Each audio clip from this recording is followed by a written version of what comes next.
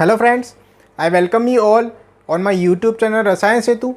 Friends, stereochemistry की lecture series को continue करते हुए आज के लेक्चर में हम डिस्कस करेंगे topic relationship and the condition of prochirality. लेकिन इससे पहले फ्रेंड्स, जो हमने लास्ट लेक्चर में डिस्कस किया था हमारा topic in out stereo isomerism, उसके हम कुछ बचे हुए एग्जाम्पल डिस्कस कर लेते हैं। ओके, सो फ्रेंड्स देखिए, हमने लास्ट जो हमारा जो डिस्कशन किया था उसमें एक तो हमने डिस्कशन किया था geometrical isomerism in cyclic compounds, and last में मैंने आपको एक डिफरेंट टाइप की स्टीरियो आइसोमेरिज्म समझाई थी। अगर आपने नहीं देखा लेक्चर तो प्लीज़ उस लेक्चर को ज़रूर देखिए। वहाँ पर हमने जो डिस्कशन किया था हमारे क्वाटरनरी अमोनियम सॉल्ट का एग्जाम्पल लेके डिस्कस किया था, जो उसके एक हमने साइक्लिक कंपाउंड्स देखे थे। ओके, उसमें हमने 3 टाइप्स के कंपाउंड बनाए थे, उन तीनों के इन आउट आइसोमर्स ड्रॉ किए थे।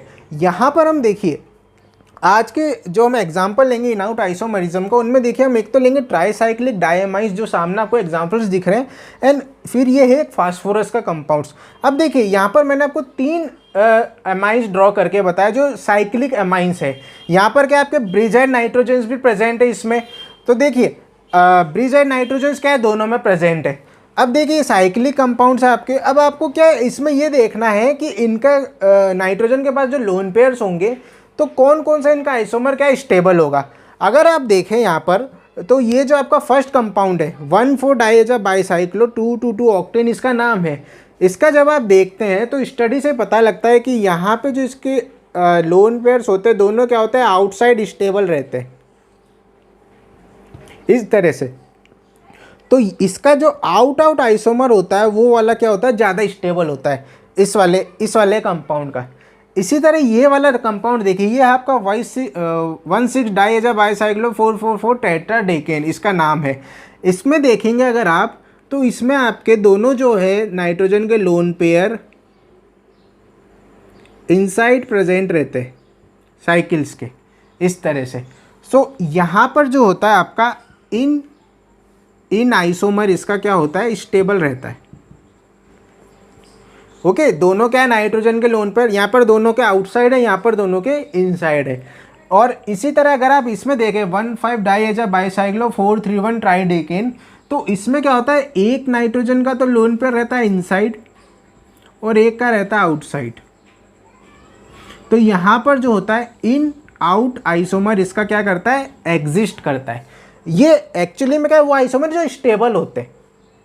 इनके दूसरे भी मिलेंगे, जैसे इसका आउट है तो इसका नो डाउट इन और इन आउट भी मिलेगा, लेकिन जो उनमें से तीनों में स्टेबल कंडीशन होती है वो होती है आउट की। इसी तरह इसमें स्टेबल कंडीशन होती है इन की, एंड इसमें होती है इन आउट की। समझ आ गया फ्रेंड्स, ये है ट्राईसाइक्लिक डायमाइड्स का। अब देखिए नीचे आपको दिख रहा है फॉस्फोरस का एग्जाम्पल दिख रहा है। यहाँ पे देखिए आपको, यहाँ पर ये है एक लोन पेयर और ये है पीएच बॉन्ड टर्मिनल। यहाँ पे आपको पता लग रहा है इस तरह से देख के। अब देखिए ये पीएच बॉन्ड क्या है आपका, आउटसाइड है, ये लोन पेयर का है, इनसाइड है। तो ये वाला आइसोमर आपको देख के पता लग गया कौन सा आइसोमर है आपका, इन आउट आइसोमर। बिस फॉस्फोरेन का इन आउट आइसोमर। आप क्या कर दे, इस आइसोमर का अगर डीप्रोटोनेशन कर देते, यानी ये जो पीएच बॉन्ड है आपका यहाँ पर क्या कर रहा है, हाइड्रोजन रिमूव कर रहे हैं। इधर आप क्या कर दीजिए,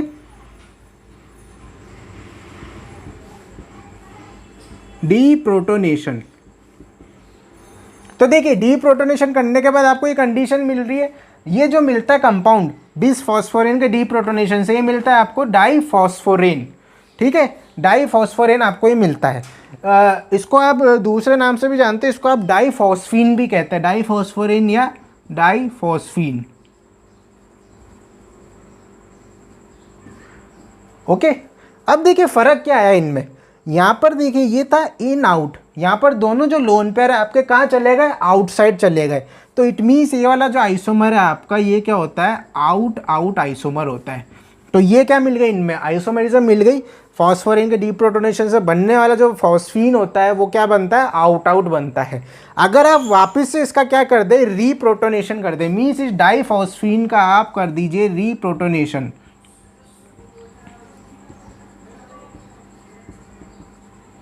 तो देखिए इसमें से एक कार्बन का जो कॉन्फ़िगरेशन है वो तो सेम रहेगा, दूसरे का इन्वर्ट हो जाता है। समझ ले, देखिए ये वाला फास्फोरस क्या है, इसमें आउटसाइड है लोन पेयर, यहाँ पर भी हाइड्रोजन का आउटसाइड है, तो ये आउट ये आउट। लेकिन देखिए यहाँ पर फास्फोरस क्या आउटसाइड है और यहाँ पर क्या है फास्फोरस, इसमें जो लोन पर है इनसाइड आ गए। तो इसमें जो नॉन प्रोटोनेटेड फास्फोरस होता है रीप्रोटोनेशन करने पर क्या हो जाता है, उसका इन्वर्जन हो जाता है। ये ध्यान रखना आपको। ये क्या था आपका आउट था, ये क्या बन गया इन। आउट आउट से किस में चेंज हो गया, इन आउट से। तो रीप्रोटोनेशन प्रोसेस में जो नॉन प्रोटोनेटेड फास्फोरस है जिन पर हाइड्रोजन अटैच नहीं है उसका क्या हो गया आपका इन्वर्जन हो गया, inversion of non protonated phosphorus.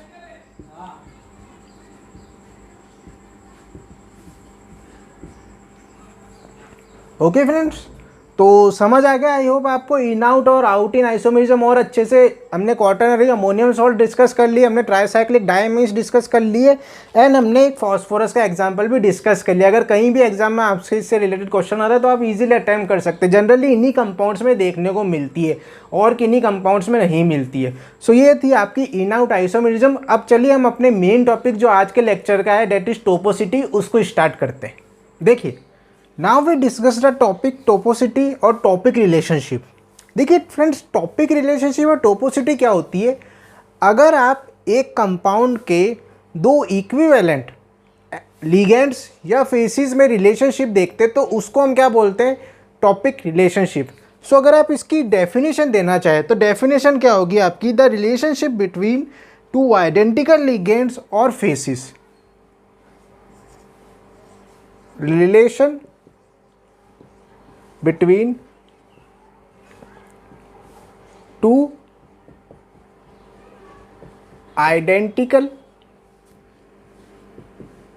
ligands or phases within the intact molecule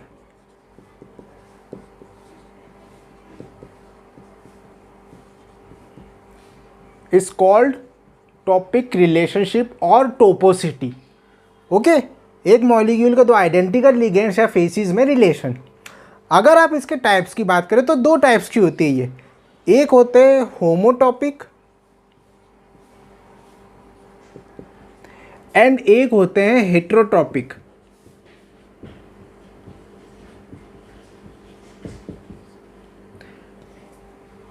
होमोटॉपिक एक ही टाइप होमोटॉपिक ही होते हैं और हेट्रोटॉपिक टू टाइप्स में फर्दर डिवाइड होते हैं, इनैनिसोटॉपिक एंड डायस्टेरियोटॉपिक। पहले हम बात करेंगे होमोटॉपिक ग्रुप्स की, लिगेंड्स की या फेसिस की। देखिए होमोटॉपिक में क्या होता है, जो होमोटॉपिक ग्रुप्स लिगेंड्स या फेसिस होते हैं आपके, ये क्या होते हैं आपके केमिकली आइडेंटिकल होते हैं या इक्विवेलेंट होते हैं। केमिकली आइडेंटिकल या इक्विवेलेंट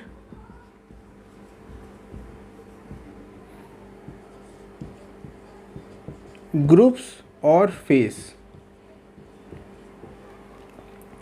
अगर ग्रुप हुआ तो ग्रुप की बात करेंगे, फेज हम देखते हैं फ्रेंड्स जो प्लेनर आपके कंपाउंड्स होते हैं।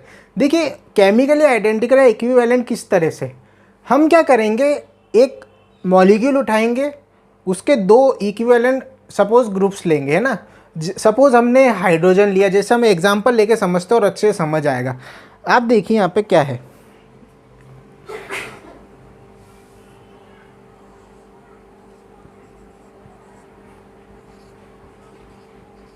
देखिए ये आप एक कंपाउंड ले रहे हैं,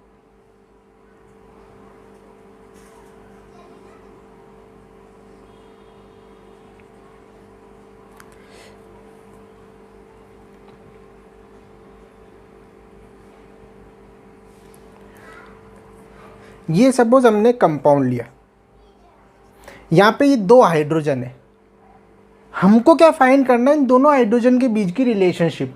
तो टॉपिक रिलेशनशिप इस तरह से देखी जाती है, दो सेम ग्रुप्स के बीच में या एक फेस के बीच में। यहाँ पे देखिए हम ग्रुप्स की बात कर रहे हैं, तो देखिए ये अगर आप मॉलिक्यूल की बात करें तो ये मॉलिक्यूल आपका क्या है, एक कायरल मॉलिक्यूल है। ओके, अब बात करते हैं हम केमिकली आइडेंटिकल या इक्विवेलेंट की। देखिए किस तरह से आप क्या करें फ्रेंड्स, जो दोनों ग्रुप है आप उनमें से क्या करते हैं, एक ग्रुप का किसी दूसरे ग्रुप के साथ रिप्लेसमेंट कर दे और एक नया मॉलिक्यूल आपको मिलेगा। ठीक है, आप बारी बारी से क्या करिए, दोनों ग्रुप्स का रिप्लेसमेंट करिए। पहले जैसे सपोज हम यहाँ पर हाइड्रोजन का रिप्लेसमेंट करते हैं, पहले आप रिप्लेसमेंट करेंगे टूवर्ड्स वाला हाइड्रोजन का, तो आपको एक कंपाउंड मिलेगा। फिर आप रिप्लेसमेंट करेंगे अवे वाले हाइड्रोजन का, तब आपको एक कंपाउंड मिलेगा। दोनों कंडीशन में आपको क्या अलग अलग कंपाउंड मिलेंगे। एक बार आपने टूवर्ड्स वाले का किया, एक बार आपने अवे वाले का किया। समझ आ गया। इसके बाद देखिए क्या होता है, अगर आपको इस तरह से रिप्लेसमेंट करने के बाद जो दोनों कंपाउंड्स मिले वो दोनों अगर इक्विवेलेंट मिल जाते हैं, दोनों कंपाउंड्स इक्विवेलेंट होते हैं, यानी दोनों कंपाउंड्स में कोई डिफरेंस नहीं होता, दोनों सेम कंपाउंड्स हैं, इट मीन्स ये दोनों जो आपके ग्रुप्स होंगे वो क्या होंगे, होमोटॉपिक ग्रुप्स होंगे। मीन्स होमोटॉपिक ग्रुप्स में रिप्लेसमेंट करने के बाद जो आपको रिजल्टिंग मॉलिक्यूल मिलता है वो मॉलिक्यूल्स क्या होते हैं, सेम होते हैं, कोई फ़र्क नहीं होता है, आइडेंटिकल मॉलिक्यूल्स मिलते हैं। तो इस तरह से जो ये दोनों ग्रुप्स होते हैं आपके वो भी क्या होते हैं, आइडेंटिकल होते हैं, और ये इनको आप बोलते हैं होमोटॉपिक। मीन्स इनका रिलेशन क्या हुआ, होमोटॉपिक वो आपस में। समझ के देखते किस तरह से। देखिए यहाँ पर सपोज हम जो ये हाइड्रोजन है इनका रिप्लेसमेंट या सब्सटीट्यूशन करते हैं किससे, बी आर से। Suppose we substituted hydrogens by B are.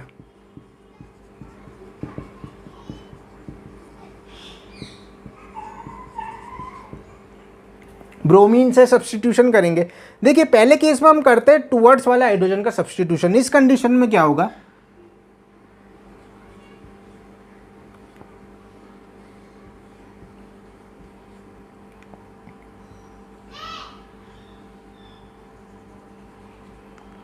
यहाँ पे क्या आ जाएगा, ब्रोमीन, और इधर क्या है आपके हाइड्रोजन। ये पहली कंडीशन ये, ओके। अब देखिए नेक्स्ट कंडीशन में हम क्या करते हैं, टूवर्ड्स वाले की जगह अवे वाले का रिप्लेसमेंट कर देते हैं। तो नेक्स्ट कंडीशन में क्या होगा, आपके जो दूसरी कंडीशन है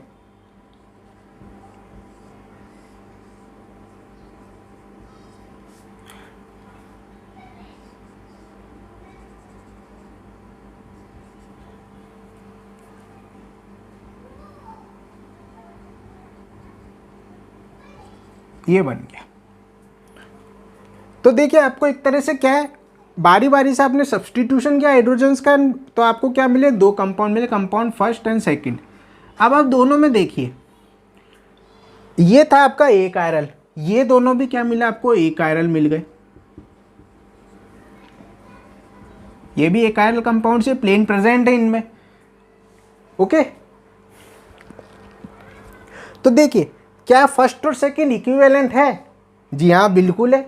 अगर आप इनको 180 डिग्री से रोटेट करेंगे तो इनकी मिरर इमेज क्या हो जाएगी, सुपर इम्पोज हो जाएगी एक दूसरे पर। तो इट मीन्स ये क्या मिला आपको, आइडेंटिकल, बिकॉज एक तो क्या ये एक आयरल है और दूसरे क्या ये दोनों आइडेंटिकल है, फर्स्ट और सेकंड, इनमें कोई डिफरेंस नहीं, सेम कंपाउंड्स है दोनों ये, first and second, okay. So it means आपको क्या है, अब देखिए यहाँ से आपको पता लगे कि आप चाहे इस हाइड्रोजन का सब्सटीट्यूशन करें चाहे आप इस हाइड्रोजन का सब्सटीट्यूशन करें, दोनों ही केस में आपको क्या मिलेगा, सेम कंपाउंड मिलेगा। तो इस तरह के जो ग्रुप्स होते हैं आपके, उनको आप क्या बोलते हैं, होमोटॉपिक ग्रुप्स। मीन्स इन ग्रुप्स में क्या होते हैं, सब्सटीट्यूशन करने के बाद भी जो कंपाउंड्स आपको मिलते हैं वो क्या होते हैं, इक्विवेलेंट होते हैं या आइडेंटिकल होते हैं। अच्छे से समझ आ गया आपको फ्रेंड्स, ठीक है। सो इसके जैसे फर्दर हम और एग्जांपल देख सकते हैं। अगर आप लें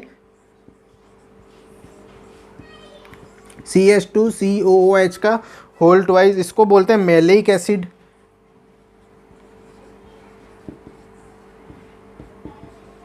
ठीक है फ्रेंड्स।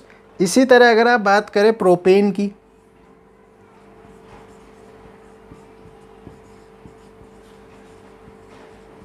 तो मैलेइक एसिड के दोनों हाइड्रोजन एंड प्रोपेन के दोनों हाइड्रोजन ये आपस में क्या होते हैं, होमोटॉपिक हाइड्रोजन्स होते हैं।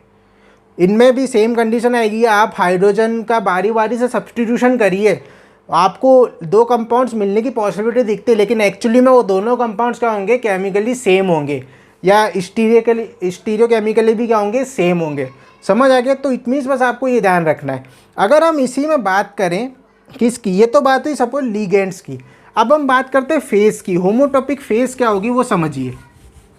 होमोटॉपिक लिगेंड्स समझ में आ गया आपको, हाइड्रोजन्स में बात, CH2 ग्रुप की बात करी, होमोटॉपिक किस तरह से।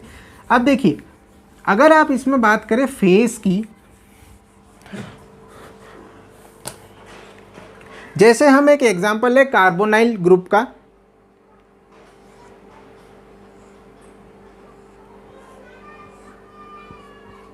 फॉर्मेल्डिहाइड। ओके फ्रेंड्स, अब देखिए यहाँ पर क्या इसकी दो फेस होती है। आपको पता है प्लेनर जो भी मॉलिक्यूल होता है उसमें दो फेस होती है, एक तो होती है फ्रंट, एक होती है बैक।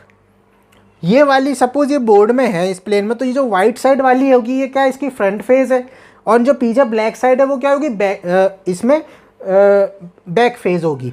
अगर आप इस पर न्यूक्लियोफाइल का अटैक कराते हैं तो आपको पता है न्यूक्लियोफाइल इजीली क्या होता है, कार्बोनाइल पर अटैक करता है।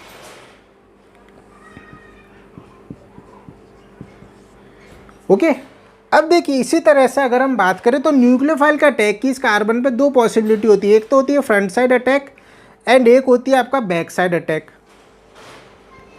ये होता है आपका बैक अटैक एंड ये होता है आपका फ्रंट अटैक। अगर आप न्यूक्लियोफाइल का फ्रंट साइड अटैक कराए तो न्यूक्लियोफाइल आ जाएगा टुवर्ड्स पोजीशन पे, और जो ऑक्सीजन के साथ अटैच ग्रुप सपोज हाइड्रोजन है तो वो कहाँ चला जाएगा, बैक साइड पे। तो दोनों कंडीशन में हम ड्रॉ करके देख लेते। देखिए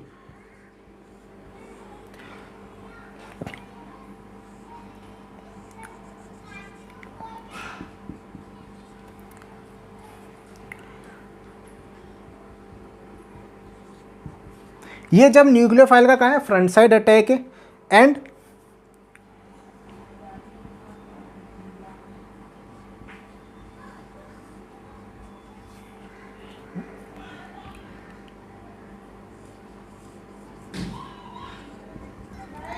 ये कब आपका, जब न्यूक्लियोफाइल का आप बैक साइड अटैक मान रहे हैं।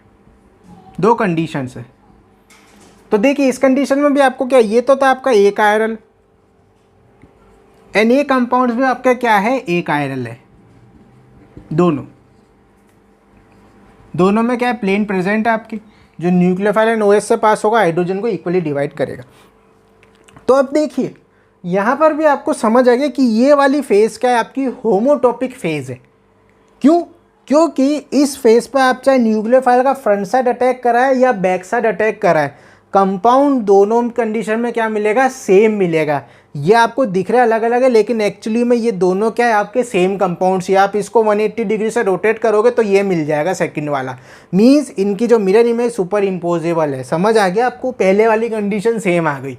ओके तो इसमें आपको ये क्या हुई, आपकी होमोटॉपिक फेज, वो फेज जिसमें आप न्यूक्लियोफाइल का किसी भी साइड से अटैक कराओ, आपको अगर इक्विवेलेंट या स्टीरियोकेमिकली सेम कंपाउंड मिलता है तो वो फेज क्या होती है, आपकी होमोटॉपिक फेज होगी। ये फेज क्या होती है, इक्विवेलेंट होती है दोनों साइड से, चाहे आप फ्रंट साइड से अटैक कराओ चाहे आप बैक साइड से अटैक कराओ। एंड इसी तरह जो लिगेंड्स थे हमने CH2 ग्रुप में, वहाँ पर भी इसको क्या, होमोटॉपिक को समझा था। ओके सो ये है आपकी होमोटॉपिक। अब चलिए हम देखते हैं हमारा next topic, that is heterotopic relations. देखिए अब हम डिस्कस करते हैं हीटरोट्रॉपिक। होमोटॉपिक में देखिए क्या था फ्रेंड्स, दोनों ग्रुप्स जो आइडेंटिकल थे आपके, आप उनमें से किसी भी एक ग्रुप का रिप्लेसमेंट कर रहे थे दूसरे ग्रुप के साथ, तो दोनों ही कंडीशन में क्या हो रहा था, सेम कंपाउंड मिल रहा था। जैसे आप चाहे फेज में आप फ्रंट साइड या बैक साइड अटैक कर रहा है, या आप दोनों हाइड्रोजन में से किसी भी एक को रिप्लेस करें, कंडीशन दोनों में क्या थी, आपको सेम कंपाउंड मिल रहा था। यहाँ पर क्या होगा, अगर आप दोनों जो आपके आइडेंटिकल लिगेंड है या फेसिस है, पहले हम बात करते हैं लिगेंड्स की। अगर आपके दोनों आइडेंटिकल लिगेंड्स में से आप एक का रिप्लेस कराओ एंड दूसरे टाइम में दूसरे का रिप्लेसमेंट कराओ, दोनों ही कंडीशन में मिलने वाला कंपाउंड डिफरेंट हो, तो अब उसको हम क्या बोलेंगे, हीटरोटॉपिक बोलेंगे। ओके इसी तरह अगर हम फेज की बात करें, अगर आप इस फेज में न्यूक्लियोफाइल का फ्रंट साइड से अटैक कराओ तो एक कंपाउंड मिले, बैक साइड से अटैक करो तो दूसरा कंपाउंड मिले, दोनों कंपाउंड डिफरेंट हो, तब उस कंडीशन में वो फेज क्या हो जाएगी, आपकी हीटरोटॉपिक फेज हो जाएगी। सो हीटरोटॉपिक की जब आप बात करेंगे तो इसमें आप लिखेंगे two identical ligands are हीटरोट्रॉपिक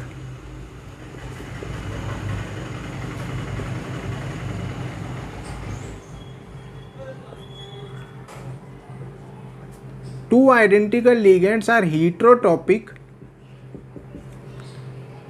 if replacement of each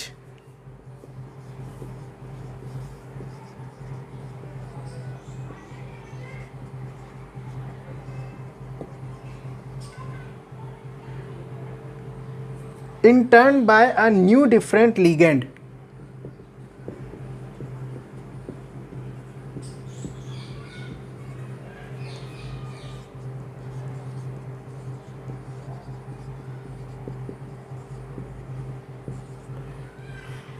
gives two different compound.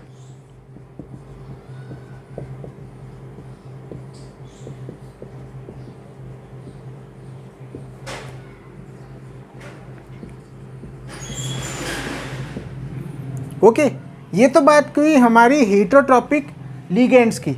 अगर हम बात करें हेटरोट्रॉपिक फेस की, तो इसकी क्या डेफिनेशन हम देंगे? If the addition of nucleophile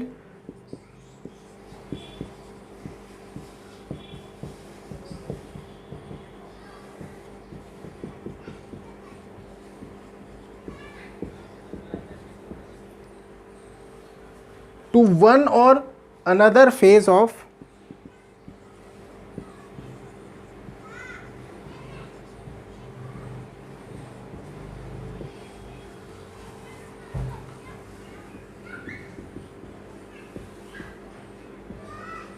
carbonyl group gives two different compound। ये जस्ट एक लैंग्वेज मैंने आपको बताई फ्रेंड्स, ताकि आप अगर कॉपी में लिख रहे हो तो आपको एक नोट्स की तरह हो जाए आपके पास। हीटरोट्रॉपिक की बात करते हैं। ओके, अब देखिए, two identical ligands are heterotopic if replacement of each in turn by new different ligand gives two different compound. इसको हम समझते हैं किस तरह से। सपोज हम एक एग्जांपल लेते हैं।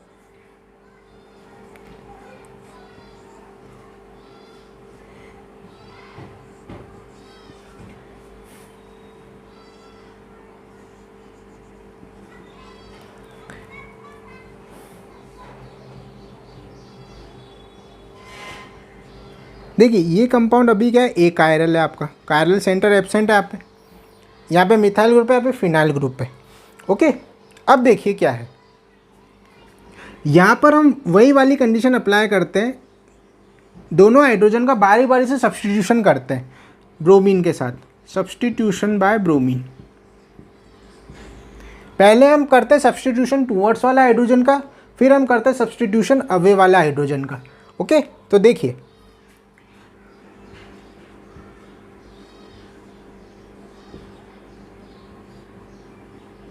टूवर्ड्स वाला हाइड्रोजन का सब्सटीट्यूशन किया हमने, ये आया, एंड अवे वाले पे क्या रहा, हाइड्रोजन।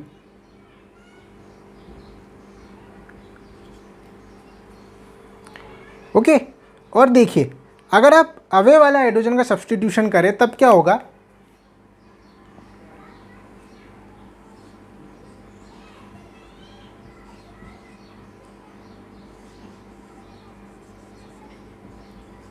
यहां पर क्या आ गया आपके ब्रोमीन।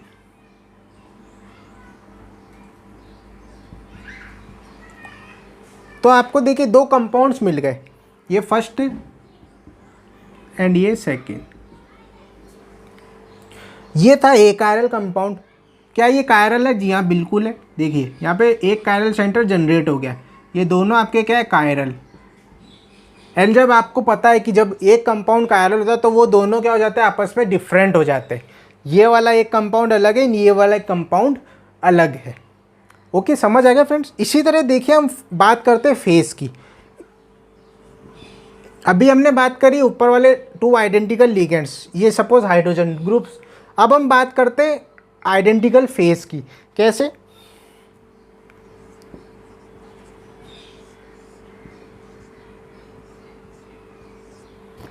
ये देखिए, ये क्या आपके पास एक एसिटाल्डिहाइड है। इसमें आप क्या करें, न्यूक्लियोफाइल का अटैक कराएं। एक बार आप कराएंगे फ्रंट साइड से अटैक, एंड एक बार आप कराएंगे बैक साइड से अटैक। तो देखिए, जब आप फ्रंट साइड से अटैक कराएंगे तो क्या कंडीशन बन रही है,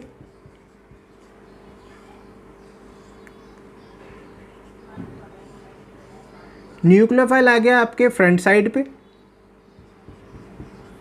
एंड OH जो है आपका कहाँ चला गया, बैक साइड पर। एक कंडीशन तो ये। इसी तरह अगर आप बात करें न्यूक्लियोफाइल का बैक साइड से अटैक कराएं तो क्या कंडीशन बनेगी,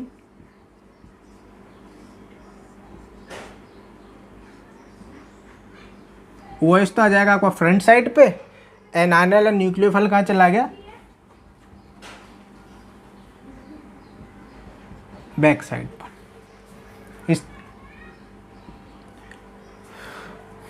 समझ आ गया फ्रेंड्स। सो देखिए ये भी क्या था, एक कायरल थी फेज, एंड ये क्या बन गया आपको यहाँ पर देखिए कायरल सेंटर जनरेट हो गया। तो ये दोनों आपके क्या बन गए, दो कंपाउंड्स अलग अलग है आपके, फर्स्ट अलग है सेकंड अलग है, ये दोनों भी आपस में क्या है, कायरल है। सो एक कायरल से क्या बन गए, कायरल। तो आई होप आपको हीटरोट्रॉपिक समझ आ गया होगा। हीटरोट्रॉपिक ग्रुप्स की बात करें या फेस की बात करें, होमोटॉपिक से डिफरेंस समझ आ रहा है ना आपको फ्रेंड्स। होमोटॉपिक में जो वो दोनों आपस में आइडेंटिकल थे, लेकिन हीटरोट्रॉपिक में क्या है, दोनों जो कंपाउंड्स आपके बन रहे हैं जब आप बारी बारी से रिप्लेसमेंट करेंगे तो अलग अलग बनेंगे दोनों कंपाउंड्स। तो इस तरह के कंपाउंड्स, इस तरह के आपके जो वो होंगे ग्रुप्स या जो फेस, उसको हम क्या बोलेंगे, हीटरोट्रॉपिक फेस। ओके, नाउ अब हम इसके टाइप्स डिस्कस करते हैं। नाउ देखिए फ्रेंड्स, हम इनके टाइप्स की बात कर रहे हैं हीटरोट्रॉपिक के। तो ये दो टाइप्स के होते हैं, इनेंशियोटॉपिक एंड डायास्टीरियोटॉपिक। ये दोनों टर्म्स आपके साइंटिस्ट थे मिसलॉ, उन्होंने दी थी। Term was coined by Mislow scientist.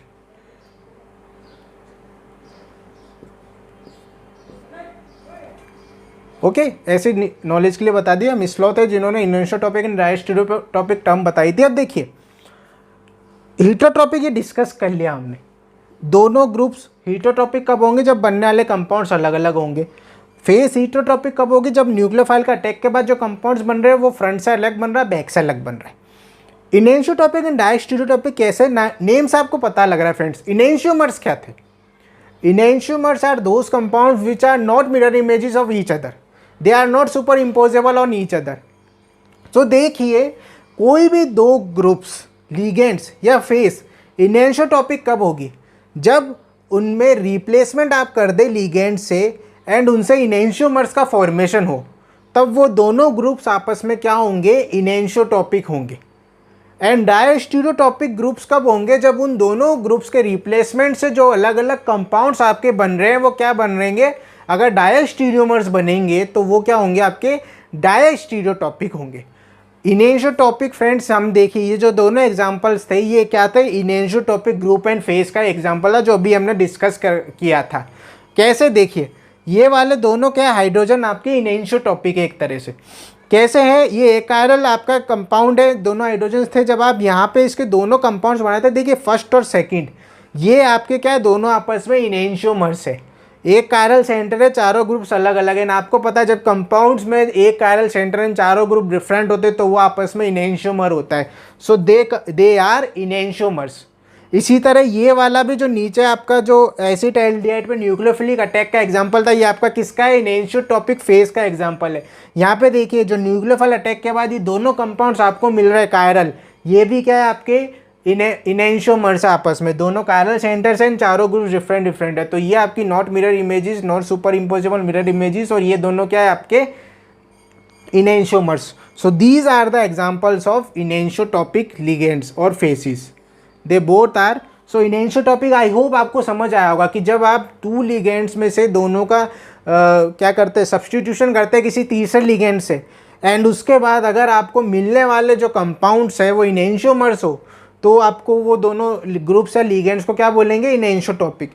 अब डायस्टीरियोटॉपिक का हम एग्जांपल ले लेते हैं। देखिए किस तरह से, देखिए डायस्टीरियोटॉपिक का एग्जांपल हम लेते हैं, एक हम क्या ले रहे हैं, एल्कीन ले रहे हैं।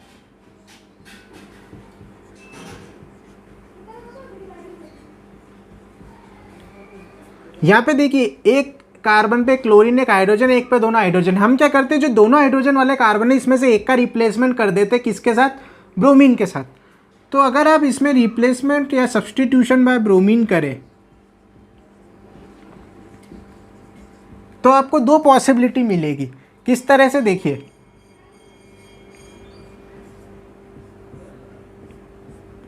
क्लोरीन एंड हाइड्रोजन की पोजीशन तो फिक्स है, एक पोजीशन में क्या आपका ब्रोमीन इधर एंड हाइड्रोजन इधर, एंड एक पोजीशन में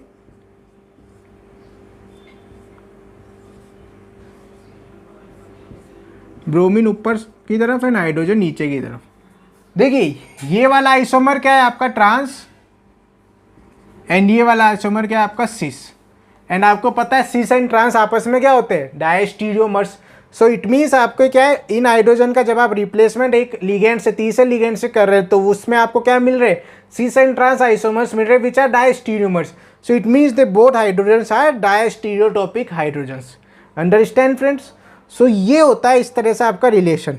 इनएंशोटॉपिक आपको समझ आ गया होगा, आई होप। डायस्टीरियोटॉपिक आपको समझ आ गया होगा। इसी तरह अगर आप बात करें 2-क्लोरोब्यूटीन की,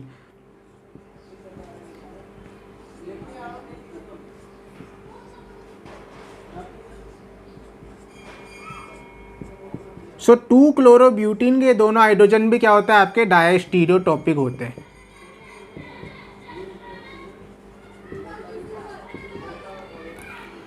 So enantiotopic and diastereotopics are the types of heterotopic relations, and enantiotopic groups और phases are those जिनमें आप अगर रिप्लेसमेंट करते हैं एक तीसरे लिगेंड से तो बनने वाले जो दोनों कंपाउंड्स होंगे इनेंशियोमर्स होंगे। अगर ये कंडीशन आई तो वो दोनों ग्रुप्स या वो फेज इनेंशियोटॉपिक। अगर आप उन ग्रुप्स में से रिप्लेसमेंट के बाद जो आपको रिजल्टिंग ग्रुप्स मिल रहे हैं वो डायस्टीरियोमर्स है आपस में, तो बनने वाला तो जो आपका दोनों आइडेंटिकल ग्रुप्स या फेसेस होंगे वो क्या होंगी आपकी डायस्टीरियोटॉपिक होगी। बस ये इनेंशियोमर्स एंड डायस्टीरियोमर्स रिजल्ट आपको देख लेना, अगर वो बन रहा है उससे आप क्या रिलेशन फाइंड कर सकते हैं। ओके नाउ फ्रेंड्स, हम इसमें एक और बात देखते हैं। देखिए इनमें जो बेसिक, अब देखिए इनमें डिफरेंस हम कैसे कर सकते हैं। अगर हम इनेंशियोटॉपिक एंड डायस्टीरियोटॉपिक हाइड्रोजन्स की बात करें तो डिफरेंस अगर आप इनका एनएमआर के थ्रू देखें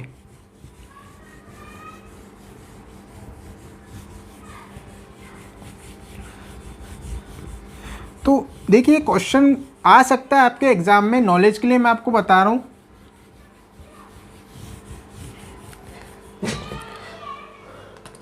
difference between enantiotopic and diastereotopic hydrogens on basis of NMR.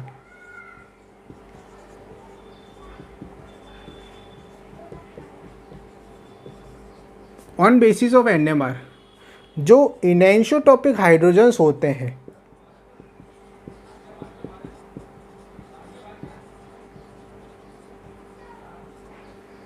ये देते हैं आपके same peak in NMR.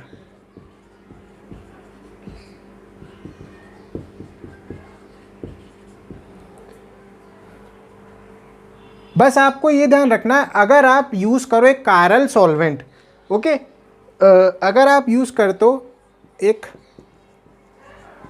Chiral solvent plus you have non equivalent hydrogens,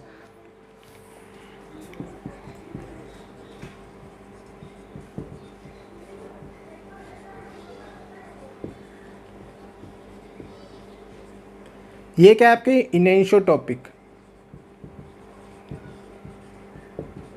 means equivalent इनेंशियोटॉपिक hydrogens तो क्या होंगे, सेम पीक देते हैं एनएमआर में। मीन्स आप इनको क्या डिस्टिंग्विश नहीं कर सकते एनएमआर के बेसिस पर।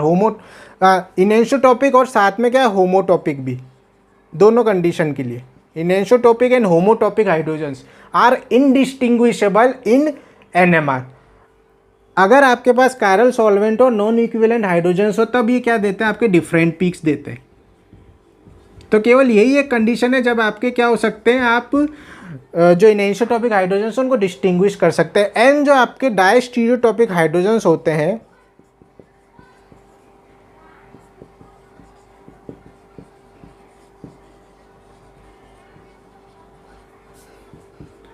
ये देते हैं आपके डिफरेंट पीक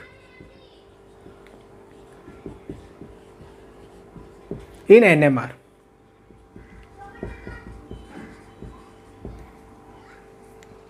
सो आपसे फ्रेंड्स हो सकता है कभी किसी एग्जाम में क्वेश्चन भी पुटअप हो जाए कि एनएमआर के बेसिस पर हम होमोटॉपिक, इनेंशियोटॉपिक एंड डायस्टीरियोटॉपिक हाइड्रोजन्स को किस तरह से डिफ्रेंशिएट कर सकते हैं। सो आपको ये ध्यान होना चाहिए कि होमोटॉपिक हाइड्रोजन्स तो क्या होंगे, इनडिस्टिंग्विशेबल होते हैं एनएमआर में।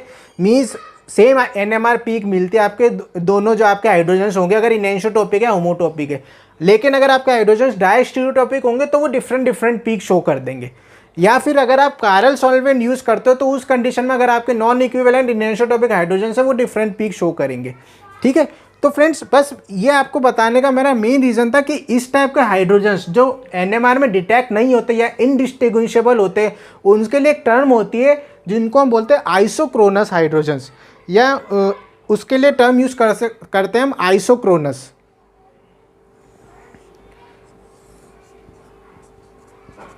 आइसोक्रोनस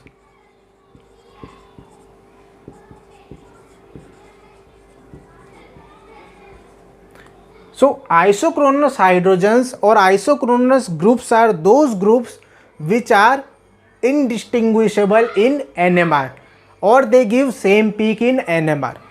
ओके, सो बस ये मेरा आपको बताने का यहाँ पे मेन रीज़न था आइसोक्रोनस टर्म को इंट्रोड्यूस कराना। कई बार हो सकता है आपसे किसी क्वेश्चन में पूछ लिया जाए आइसोक्रोनस का मीनिंग, तो आपको पता होना चाहिए। तो आई होप आपको समझ आ गया होगा। सो इनएनिसोटॉपिक हाइड्रोजन्स को हम या होमोटॉपिक हाइड्रोजन्स को हम क्या बोल सकते हैं, आइसोक्रोनस हाइड्रोजन्स भी बोल सकते हैं। Understood friends? ओके, नाउ अब हम देखते हैं जो हमारा एक और टॉपिक था, that is condition of prochirality. Now friends हमारा टॉपिक है प्रोकायरलिटी और प्रोकायरल। देखिए, अगर आपने इनएनिसोटॉपिक हाइड्रोजन्स या ग्रुप्स को अच्छे से समझ लिया हो तो ये समझने में कुछ दिक्कत नहीं होगी, बहुत ही सिंपल, उससे रिलेटेड है। क्या होता है फ्रेंड्स, प्रोकायरलिटी कंडीशन या किसी भी कंपाउंड को हम प्रोकायरल कंपाउंड कब बोलेंगे, जब उसमें दो इनएनिसोटॉपिक ग्रुप या इनएनिसोटॉपिक फेस प्रेजेंट हो। Simple see, if a compound has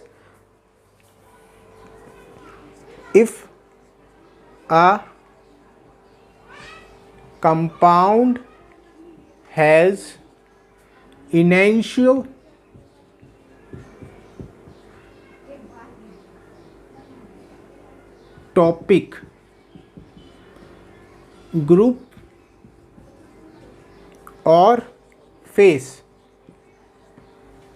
then called prochiral compound, और this condition is called prochirality condition।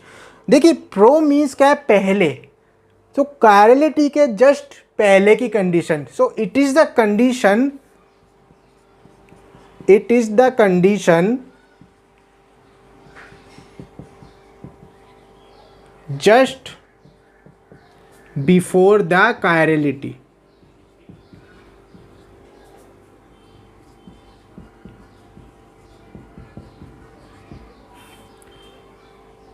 देखिए फ्रेंड्स, हमने जब इनएनिसोटॉपिक डिस्कस किए थे वहाँ पर आप देख रहे थे कि जो आपका स्टार्टिंग मटेरियल था, जहाँ पर दो हाइड्रोजन्स की बात कर रहे थे, वो क्या था, एक कायरल था। लेकिन जैसे आपने उसको अलग अलग आपने लिगेंड से रिप्लेस करना शुरू किया, जो दोनों आपको कंपाउंड मिले थे वो क्या थे, कायरल बन गए थे, इनएनिसोमर्स मिले थे आपको। तो ठीक है, इट मीन्स क्या थे, एक कायरल स्टार्टिंग मटेरियल से अगर आपके कायरल प्रोडक्ट का फॉर्मेशन होता है तब वहाँ पर आप क्या बोलेंगे, कंडीशन ऑफ प्रोकायरलिटी। इट मीन्स प्रोकायरल से बनने वाला कंपाउंड क्या बन रहा है, कायरल बन रहा है। ए कायरल टू कायरल का फॉर्मेशन, ए कायरल स्टार्टिंग मटेरियल से कायरल प्रोडक्ट्स का फॉर्मेशन, सिंपली हम ये बोल सकते हैं। एंड ये आपको ध्यान रखना, अगर कंपाउंड में इनएनिसोटॉपिक ग्रुप या फेस प्रेजेंट है तो वो डेफिनेटली वहाँ पे क्या है, प्रोकायरलिटी की कंडीशन आएगी। अब देखिए, अगर आपने मेरा आरएस नॉमेनक्लेचर वाला लेक्चर देखा हो तो वहाँ पर हमने इनएनिसोमर्स में आरएस नॉमेनक्लेचर डिस्कस किया था। आर मीन्स था क्लॉकवाइज, एस मीन्स था एंटी क्लॉकवाइज। तो यहाँ पर प्रोकायरलिटी कंडीशन में जो ये ए कायरल कंपाउंड होता है इसको हम बोलते हैं या तो प्रो आर या हम इसको बोलते हैं प्रो एस। देखिए, प्रो आर या प्रो एस क्या है, आपका ए कायरल कंपाउंड है, अगर आपके ए कायरल कंपाउंड से आर इनएनिसोमर का फॉर्मेशन होता है, मीन्स जो आपका कंपाउंड बन रहा है उसका कॉन्फ़िगरेशन आर आता है, तब वो क्या हुआ आपका प्रो आर। एंड अगर आपके जो ए कायरल स्टार्टिंग मटेरियल से बनने वाले प्रोडक्ट का कॉन्फ़िगरेशन एस आता है तब वो क्या हो गया, प्रो एस हो गया। फिर से समझिए, अगर आपका ए कायरल स्टार्टिंग मटेरियल है उससे बनने वाला इनएनिसोमर उसका कॉन्फ़िगरेशन आ रहा है तो वो हुआ प्रो आर। एंड अगर एक आरएल स्टार्टिंग मटेरियल उसका कॉन्फ़िगरेशन ऐसा है तो वो क्या हुआ आपका pro S. Okay, for example हम समझते हैं आपके पास एक कंपाउंड है, सपोज ये एक कंपाउंड, इसमें आप क्या कर रहे हैं, ये दो हाइड्रोजन्स हैं,